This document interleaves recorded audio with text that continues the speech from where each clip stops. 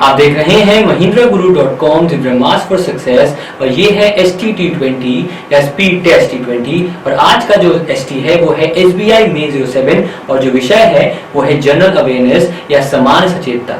तो आइए पहली बार डिस्कशन हो रहा है जीए का सेक्शन में, तो देखते हैं कि इस बार वह 20 क्वेश्चन कौन से हैं जो हमारे मायने से काफी महत्वपूर्ण है एग्जाम के लिए, इसीलिए हमने उन्हें छाट कर यहाँ पर आपके सामने पेश किया है। चलिए देखते हैं पहला क्वेश्चन जो है किस वर्ष सर्वोदय योजना जेपी नारायण द्वारा शुरू की गई थी। आपका जो विकल्प है, पहला विकल्प 1944, 1950, 1948, 1958, 1960। अब यहाँ पर बात करें तो जो आर्थिक नियोजन है, जो एक हमारा प्लानिंग है, प्लानिंग शुरू तो हुई विश्वेश्वरैया द्वारा जब उनकी book I economic planning of India, और उसके बाद गांधी प्लान भी आया, जवाहरलाल नेहरू की कमेटी बनी और पीपल्स प्लान भी आया। पर जो सर्वोदय प्लान था उसका मुख्य विषय था कि समाज का एक साथ उदय हो, आम आदमी का एक साथ उदय हो। तो यह प्लान जो दिया था वो दिया था लोकनायक हमारे जो थे वो थे जेपी नारायण, और ये प्लान जो दिया वो प्लानिंग कमीशन के बनते बनते ही बना, मतलब करीब 1 साल बाद प्लानिंग कमीशन भी बना, तो उससे करीब 8 से 9 महीना पहले यह प्लान भी सामने आया। तो अगर प्लानिंग कमीशन क्या बना होगा तो उससे पहले जो एक तिथि लिखी है वो है, जो डेट ईयर लिखा है वो है 1950। यहाँ पर बता दें तो यह क्वेश्चन कई बार आईपीएस क्लर्क के अंदर 2 बार तो फिलहाल आया ही है, और हमारी जो पीपीटी बनती है स्मार्ट क्लास के अंदर जीए की, उसमें यह जिसकी जानकारी भी दी गई है, तो इसका आंसर होगा 1950। आगे बढ़ते हैं, देखते हैं अगला question. Real time gross settlement जो कि होता है आरटीजीएस, लेन देन के लिए निर्धारित अधिकतम सीमा कितनी होती है। देखिए यहाँ पर एक चीज, अगर आपने कभी भी आरटीजीएस पढ़ा होगा तो एक राशि आती है 2 लाख। अब कई बार लोग कंफ्यूज जाते हैं कि अधिकतम पूछा है, आपने पढ़ा बिल्कुल है कि वो न्यूनतम राशि है, पर कहीं ना कहीं कंफ्यूज होंगे, और हमने जानबूझ के यहाँ दिया हुआ है 2 लाख रुपए। पर ना तो ये 1 लाख होता है, ना 2 लाख होता है, ना ही ये 3 लाख होता है। इसका उत्तर होगा कोई अधिकतम सीमा नहीं। अगर हम बात करें आरटीजीएस की, तो एक व्यक्ति अपना जो एक ट्रांसफर है वो जैसे ही ट्रांसफर ऑर्डर करेगा तुरंत उसका ट्रांसफर होगा, वहां पर किसी बैच के बनने का या किसी तरह का व्यवधान नहीं है। एनईएफटी के अंदर एक बैच बनता है जिसमें घंटे में एक बार वो बैच ट्रांसफर होता है, यहाँ पर जैसे ट्रांसफर किया रियल टाइम बेसिस पर वहां पर ट्रांसफर हो जाता है। चलिए बढ़ते हैं आगे। निम्नलिखित में से किस बैंक का मुख्यालय मुंबई में नहीं है। बहुत अहम सवाल, क्योंकि इस पर हमने एक शॉर्ट ट्रिक भी आपको वीडियो के माध्यम से दी है। तो शॉर्ट ट्रिक थी कि जितने भी बैंक इंडिया से एंड होंगे, एक बैंक को छोड़ के, यूनियन बैंक जो है, बाकी सारे बैंक कहाँ है सर आपके मुंबई में। यहाँ देना बैंक जो है वो एक अलग है, एक एक्सेप्शन है, बाकी सारे बैंक आपके सेम है। इंडियन बैंक जो है वो सही है, क्योंकि इंडियन बैंक चेन्नई में है। बाकी जितने भी बैंक हैं, जो 3 बैंक हैं वो कहाँ है सर, मुंबई की 2 बैंक जो इंडिया से एंड हो रहे हैं, बैंक ऑफ इंडिया और भारतीय स्टेट बैंक, जो स्टेट बैंक ऑफ इंडिया जो है। बचा कौन सा सर आपका, इंडियन बैंक जो है आपका चेन्नई में 2 बैंक है सर, इंडियन बैंक और इंडियन ओवरसीज बैंक। चलिए बढ़ते हैं आगे। व्यापार घाटे को परिभाषित करें। अब व्यापार घाटा अंग्रेजी में ट्रेड डेफिसिट, ट्रेड मतलब आयात और निर्यात। यहाँ पर क्या होगा कि यहाँ जो आपका इंपोर्ट होगा वो ज्यादा होगा और एक्सपोर्ट क्या होगा सर, कम होगा। अगर हम विकल्प 1 देखें तो वो इनकम एक्सपेंडिचर की बात करता है, जो डेफिसिट तो करते हैं, घाटा तो करते हैं, पर कहीं ना कहीं वो ट्रेड घाटे को या व्यापारिक घाटे को परिभाषित नहीं करते। यहां पर बात करें ऑप्शन 2 की, तो निर्यात आयात से अधिक होना, मतलब जो आपका एक्सपोर्ट है वो इंपोर्ट से अधिक होना, तो ये सरप्लस करेगा, घाटा नहीं करेगा। बचा विकल्प 3 जो है आयात निर्यात से अधिक होता है, जो कि आपके यहाँ पर सही है, क्योंकि यहाँ पर इंपोर्ट जो है वो ज्यादा है, किससे sir, export of goods and services के। ऑप्शन 4 फिर से बात करता है इनकम एक्सपेंडिचर की, जो कि ये उत्तर नहीं है। चलिए बढ़ते हैं आगे और देखते हैं अगला सवाल कौन सा है। राउंड रिवोल्यूशन निम्न में से किससे संबंधित है। यहाँ आपका विकल्प 1 जूट, विकल्प 2 आलू, 3 रत्न, 4 मछली और 5 इनमें से कोई नहीं। यहाँ पर विकल्प की बात करें तो जो उत्तर है वो है आलू। कहीं ना कहीं आपको समझना पड़ेगा कि सामान्य ज्ञान के भी सवाल जनरल अवेयरनेस में, समाज सचेतता में आ सकते हैं, क्योंकि यह लिखा हुआ है। हाँ लिखा जरूर है कि special reference to banking awareness banking industry PO के अंदर, पर आपको कुछ हद तक जो एक जानकारी रेवोल्यूशन की क्रांतियों की वो करनी पड़ेगी, जैसे कि व्हाइट रेवोल्यूशन मिल्क से है, ग्रीन रेवोल्यूशन आपका हरित क्रांति से कहते हैं, एग्रीकल्चर से है, वैसे ही जो राउंड रेवोल्यूशन है वो आपका आलू से है। चलिए बढ़ते हैं आगे। लीगो का पूर्ण रूप क्या है या लीगो से अभिप्राय क्या है। यहाँ लीगो का शब्द हमने क्यों लिया, क्योंकि यह न्यूज में है, इसको लेकर एक न्यूज बनी है, इसलिए हमने शब्द लिए। तो एक बार ध्यान रखिएगा कि जो लोग हमारे न्यूज़पेपर, जो लोग हमारे डिजी नोट्स पढ़ते हैं, बूस्टर पढ़ते हैं, वहां पर भी हम महीने में हफ्ते में 4 से 5 टर्म ऐसे देते हैं शब्दावली जिनका अभिप्राय है, जिनका पूर्ण रूप आ सकता है। तो यहाँ लीगो है। लीगो की बात करें तो यहाँ लीगो में LIGO है, L से होगा, I से होगा, G से O से होगा। अगर बात करें तो laser gravitational wave observatory Ford, अब यहाँ देखिएगा लेजर है पर I का कोई फुल फॉर्म नहीं। फोर्ड देखिए लंदन इंडिया ये हो सकता है, पर यहाँ पर आप देख सकते हैं कि कहीं ना कहीं यहाँ पर जो न्यूज थी जो थी ग्रेविटेशनल वेव्स को लेकर उसकी जानकारी नहीं है, तो ऑप्शन 3 भी नहीं होगा। ऑप्शन 2 लाइट इंटरफेरोमीटर ग्रेविटेशन, फिर से यहाँ ग्रेविटेशन की बात तो है पर फिर से यहाँ वेव्स की बात नहीं है, बचा आपका ऑप्शन E। देखिए ऑप्शन 1 और ऑप्शन 4 लगभग करीब होते, पर क्योंकि यहाँ पर उन्होंने आई का कोई भी व्याख्या नहीं की तो जो ऑप्शन विकल्प बचा वो था आपका एक, वो है laser interferometer gravitational wave observatory. अगर आगे बढ़े तो देखें वाणिज्यिक बैंकों की साख सृजन क्षमता, जो एक ब्लैंक दिया हुआ है, किस द्वारा निर्धारित होती है? जो क्रेडिट क्रिएशन है, कैसे एक सृजन क्षमता साख की बढ़ती है, वो कैसे बढ़ेगी सर? जब अधिक पैसा बैंक के पास आएगा। यहां पर एक बात आपको ध्यान रखनी है कि एक्शन लेना पड़ेगा बैंक को। जब तक बैंक डायरेक्ट प्लेयर होगा तभी वो क्रेडिट बनाएगा, अगर पब्लिक करेगा तो वो नहीं होगा। इसके अगर विकल्प एक ही बात करें, जनता द्वारा बैंकिंग प्रणाली से नकद आहरण, कहीं ना कहीं जो एक विड्रॉवल है बैंक में कस्टमर द्वारा, उसका असर। अब देखिए यहां पर असर किसने कराया? एक पब्लिक ने, तो इस पे बैंक का कोई कंट्रोल नहीं, या फिर बैंक अपने हिसाब से इस पे क्रिएशन नहीं कर सकता, क्योंकि यहाँ पब्लिक कर रही है, ग्राहक कर रहा है, ना कि वो बैंक खुद। सेकंड बात करें, यहाँ देखिए पहले लिखा हुआ है वाणिज्यिक बैंकों द्वारा नकद आरक्षित अनुपात या CRR कैश रेशियो का अनुपात बनाए रखना। अब कहीं ना कहीं डिपॉजिट हो रहा है, इससे क्रेडिट क्रिएशन पर असर तो पड़ेगा, साख की सृजन क्षमता पर असर तो पड़ेगा, तो ये विकल्प चाहिए। अगर बात की केंद्रीय बैंक की मुद्रा की आपूर्ति कौन करेगा? केंद्रीय बैंक, पर किसके जरिए? बैंक के जरिए। तो कहीं ना कहीं बैंक सीधे तौर पर, प्रत्यक्ष तौर पर एक प्लेयर बन जाएगा, एक एजेंट बन जाएगा। अगर बात करें ऑप्शन डी की, वाणिज्यिक बैंकों से ऋण लेना, जाहिर सी बात है अगर आप लोन लोगे तो पैसा एक समय बाद बैंक के पास आएगा, तो जो साख की जो एक क्रेडिट क्रिएशन है तो कहीं ना कहीं बैंक के पास होगा। तो ऑप्शन बी, सी और डी। मुझे देखना ही नहीं पड़ा कि विकल्प क्या है, क्योंकि मेरी जो जानकारी थी वो थोड़ा कॉमन सेंस की थी कि सर पैसा बनाना है, बैंक कैसे बनाएगा? पब्लिक से तो बनाएगा, पर पब्लिक को पैसे डिपॉजिट करके विड्रॉल होगा, तो कहीं ना कहीं वो एक मानदंड नहीं होगा। पर ऑप्शन बी, सी और डी होगा। और ऑप्शन आप देख सकते हैं ऑप्शन 2 जो है बी, सी और डी, यह इसका एक उत्तर है। आगे बढ़े देखें, जमा प्रमाण प्रपत्र न्यूनतम किस अवधि के लिए जारी किया जाता है? अगर अंग्रेजी में बात करें तो यह है सर्टिफिकेट ऑफ डिपॉजिट। यह एक मनी मार्केट इंस्ट्रूमेंट है जिसके अंदर न्यूनतम अवधि है 7 दिन। 7 दिन न सिर्फ इस जमा प्रपत्र की है बल्कि आपका कमर्शियल या वाणिज्यिक पेपर की भी है। तो कहीं ना कहीं 7 दिन दोनों का है, कमर्शियल पेपर का भी और सर्टिफिकेट ऑफ डिपॉजिट का भी। अगर आपको जानकारी करनी है इस CD के बारे में, जो है सर्टिफिकेट ऑफ डिपॉजिट या जमा प्रमाण पत्र, तो कुछ नहीं करिए, गूगल पे जाइए और लिखिए CD RBI FAQ। पहला लिंक आएगा RBI वेबसाइट का, जो है rbi.oi.in, उस लिंक को पढ़ लीजिए। इतना कष्ट नहीं करना है तो महिंद्रा ज्वाइन करिए सर, वहां पर आपको एक PPT फॉर्म में हम देंगे कि एक CD या एक CP होता क्या है, वो बेहतर रहेगा। क्योंकि न सिर्फ आपको जानकारी मिलेगी बल्कि एक ऐसा टीचर मिलेगा जो समझाएगा कि उस जानकारी का तात्पर्य क्या है। चलिए बढ़ते हैं आगे, देखते हैं अगला सवाल कौन सा है। भारत सरकार की पूंजी और राजस्व दोनों की सभी प्राप्तियों और व्यय के बीच अंतर को जाना जाता है। अब देखिए जब कभी भी घाटे की बात होगी बजट के अंदर तो 4 घाटे हैं, 4 घाटे हैं, 4 से 5, जिनमें 3 मुख्य हैं। आपका रेवेन्यू है, आपका फिस्कल है, आपका प्राइमरी है। एक और घाटा था जो था बजटीय घाटा, और बजटीय घाटा ऐसा घाटा था जो बताता है कुल प्राप्ति की, कुल कितना डिफरेंस आया व्यय में और आय में, रेवेन्यू में, राजस्व में भी और पूंजी में भी। तो कहीं ना कहीं कुल की जब बात होगी तो एक ही बचेगा, वो होगा बजटीय घाटा या बजट घाटा, जो कि विकल्प 2। ना तो राजस्व होगा, शून्य बजट, जीरो बजटिंग, ये एक तकनीक है, घाटा नहीं। व्यापार अंतराल एक ट्रेड गैप है जो फिर से सीधे तौर पर बजट संबंधित नहीं, और इनमें से कोई नहीं तो नहीं होगा, तो बचा आपका बजटीय घाटा।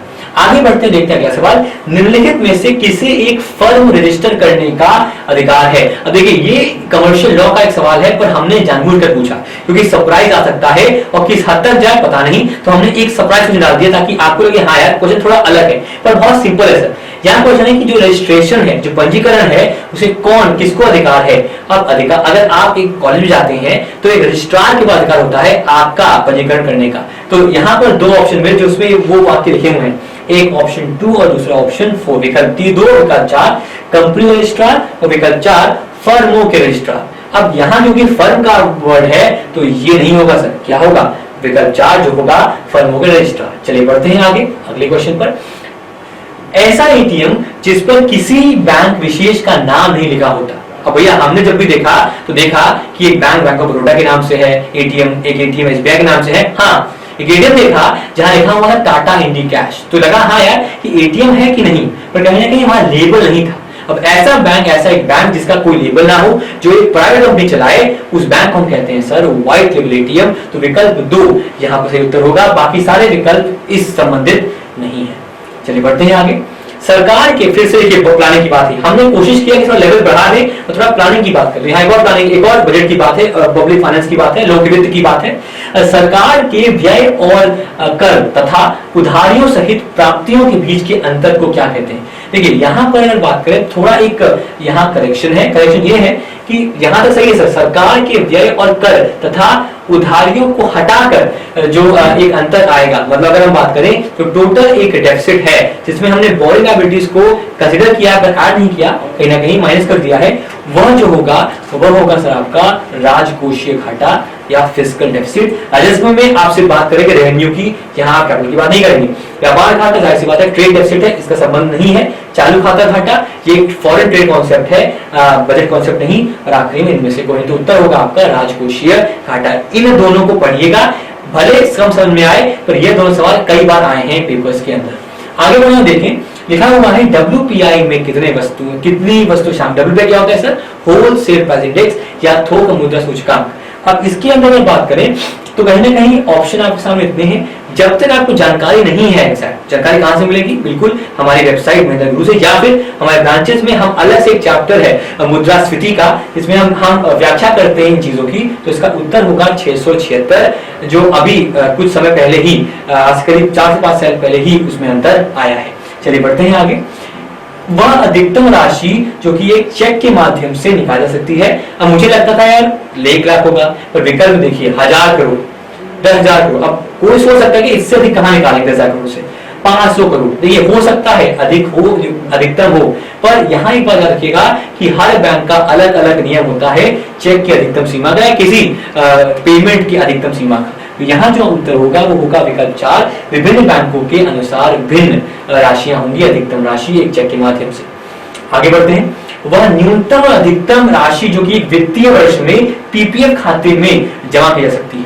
जैसे मैंने सवाल पढ़ा, मेरे दिमाग में एक सवाल आया कि यार अगर पीपीएफ में कितना पैसा जमा करूं कि मुझे रिबेट मिलेगा। कहा गया है 1.5 लाख। तो मैंने डिस्कस किया अपने फ्रेंड से कि यार 1.5 लाख जमा किया, बाकी क्या।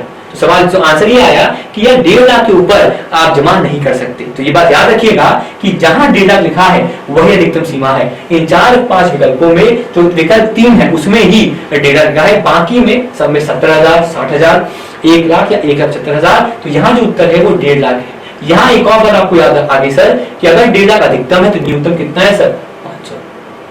तो वह अभ्यर्थी जो आगे चलकर बैंक में जाएंगे उनको भी शायद टैक्स रिबेट के लिए पीपीएफ ओपन करना पड़ेगा सेविंग के लिए। तो याद रखेंगे सर विकल्प 3 500 रुपए न्यूनतम और 1.5 लाख रुपए अधिकतम राशि होती है एक पीपीएफ खाते के अंदर। अगला सवाल है, फिजिकल शेयर्स को डीमैट शेयर्स में या इलेक्ट्रॉनिक शेयर्स में रूपांतरण को क्या कहा जाता है सर। अगर आपने पढ़ा है तो इसका उत्तर है पहला जो है डीमर्टिलाइजेशन, जिसके अंदर डीमर्टिलाइज मतलब जो फिजिकल फॉर्म में था उसे इलेक्ट्रॉनिक फॉर्म में करना, मतलब डीमर्टिलाइज करना। तो यहाँ उत्तर क्या होगा सर 1। हमने कंफ्यूज करने के लिए आपको विकल्प 2 भी दिया, डिसमर्टिलाइजेशन, पर याद रखिएगा सर उत्तर है डीमर्टिलाइजेशन। और जो अकाउंट जो मेंटेन करेगा उसका नाम है डीमैट अकाउंट। इसका अगर उलट बात करें, कन्वर्जन उल्टा अगर किया जाए तो एक और विकल्प है जो है 4 रीमर्टिलाइजेशन, इसमें वह इलेक्ट्रॉनिक शेयर कन्वर्ट होंगे इसमें सर फिजिकल शेयर फॉर्म के अंदर। चलिए बढ़ते हैं आगे और देखते हैं आगे सवाल कौन सा है। कौन सा देश आसियान का सदस्य नहीं है। अब आसियान का फुल फॉर्म क्या है sir, association of south east Asian Nations. तो जो लोग दक्षिण पूर्व एशिया में है, जो साउथ ईस्ट एशिया में, कहीं ना कहीं वही इसके अंदर आएंगे। ऑस्ट्रेलिया अलग एक कॉन्टिनेंट है, अलग एक महाद्वीप है, बिल्कुल यह नहीं आएगा आसियान के अंदर। कनाडा फिर से क्लोज बाय है ये यूएस की, ये भी नहीं आएगा। इंडोनेशिया बिल्कुल साउथ ईस्ट एशिया पार्ट है, आता है आसियान के अंदर। तो विकल्प 1 और 2 जो ऑप्शन विकल्प 4 है 1 2 1 1 तथा 2 वह आंसर होगा, वह उत्तर होगा इस सवाल का। आगे बढ़ते हैं। माइकर कोड या MICR कोड एक नॉन के कोड है, बिल्कुल सही, जिसमें बीच के 3 अक्षर का किस बात का को डिनोट करते हैं, किस बात का प्रतिनिधित्व करते हैं। अगर बात करें 9 कोड्स की, पहले 3 जो होंगे वो बात करेंगे शहर के कोड की, सिटी कोड की या फिर पिन कोड की। बाद 3 जो होंगे बात करेंगे शहर कोड की। अब अगर ब्रांच की बात होगी आखिर 3 में, तो पहले किसकी बात होगी सर? बिल्कुल बैंक कोड की। तो जो बीच के 3 अंक हैं वो किसकी बात करेंगे सर? Bank code. तो पहला सिटी कोड या पिन कोड, दूसरा बैंक कोड, तीसरा क्या सर आपका शहर कोड। चलिए बढ़ते हैं आगे। निम्नलिखित संयोजन में से कौन सही है? अब देखिए फिर से क्वेश्चन आया जीके का।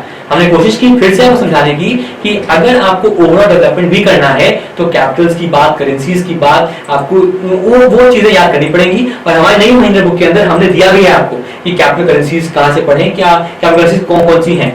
यहां देखिए आप, तो लिबिया त्रिपोली पहला, चलिए नामीबिया रबात। अब रबात एक करेंसी है और किसी भी हद तक वो नामीबिया करेंसी नहीं है। मॉरिशस बामाको भी बिल्कुल मॉरिशस की करेंसी ना सकता, तो कैपिटल है।